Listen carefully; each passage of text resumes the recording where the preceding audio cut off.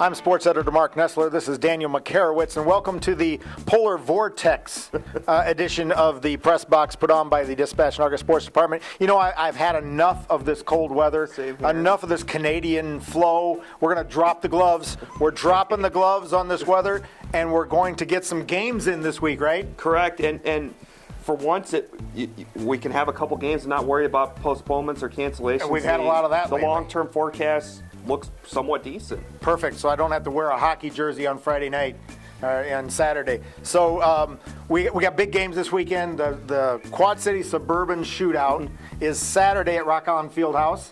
Tell me about that, teams coming in, and what's in store for the Quad City teams taking on the teams from the Wheaton area? Well, first of all, it's another homecoming for Bob Zork, the former Alleman coach, is now at Wheaton Warrenville South in his third season there. Wheaton Warrenville South opens up the shootout against United Township, 3 o'clock.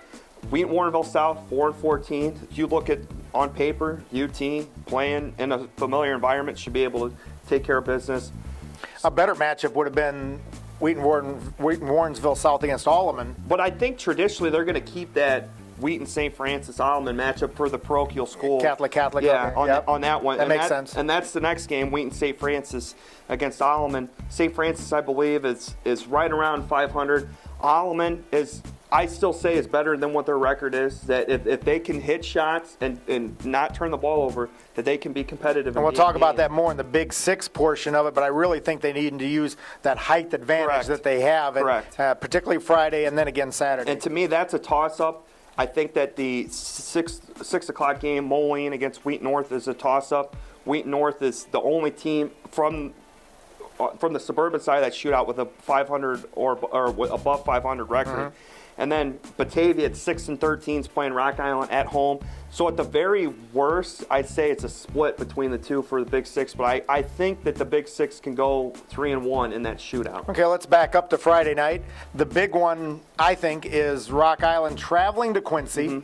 Always a tough place to play. Rock Island's got some momentum.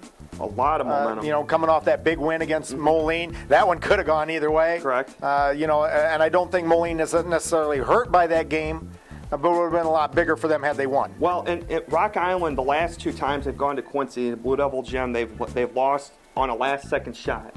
And last year they had an opportunity to win it at the same time, same juncture, and didn't.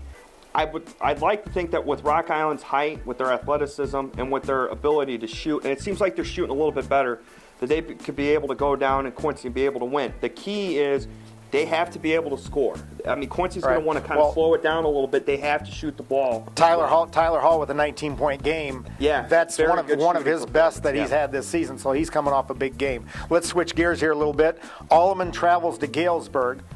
And I thought UT playing Galesburg last week, I saw that game, and I thought, you know what, the Panthers should have exploited more their height advantage with the Tronizes, and they've got some height in there that Galesburg does not have. Alleman has that same advantage, but can they take advantage of that with Graves inside and with Joey Mem? Joey Mem, yeah. For Alleman, I think the key is going to be, again, not turning the ball over, and they really have to slow the pace. They don't want to get an up-tempo game against Galesburg. If they can keep it into the 40s, that's the only chance I think that Alleman has in that game. Well, and I said last week that you need to limit Gibson's trips to the foul line. Correct. When he drives in, you need to make sure that you don't send him for that and one. Correct. Which killed Rock Island first half 2 weeks ago. Moline UT, the last one. Your thoughts? I say Moline at home. It was a tough loss, but an encouraging loss in the fact that they, Tyler Hall misses that shot, they win the game. Right. It's a Tyler Hall miss from Moline being in the Big Six title discussion per se. And, I mean, that's essentially what it came down to. Moline it was an encouraging loss. They played well. And for UT, it's, can they flat out put 4 quarters together? UT needs to shoot better. Correct. So we'll take it to Friday night, Saturday night. We'll keep warm in our press box. Until then, we'll see you next week. Thanks for coming.